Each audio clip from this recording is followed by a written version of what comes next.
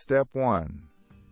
Gather your tools: pruning shears, loppers, and a pruning saw for thicker branches. Step 2. Sanitize your pruning tools with rubbing alcohol or a bleach solution to prevent disease spread. Step 3. Identify the 3 Ds: dead, damaged, and diseased branches. Remove these first. Step 4. Cut dead branches back to healthy wood.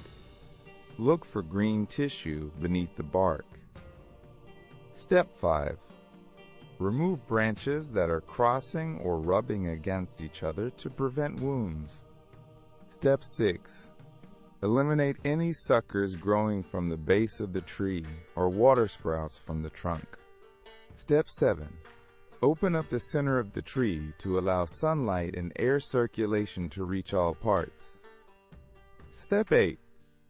Prune for shape, encouraging a strong central leader or an open vase shape depending on the tree type. Step 9.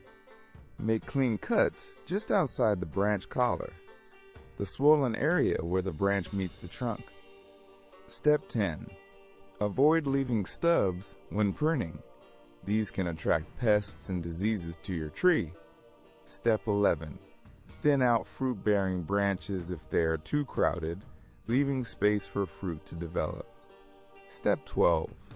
Remove any downward growing branches, as they will likely be shaded and unproductive. Step 13. For younger trees, focus on developing a strong framework of main branches through structural pruning. Step 14.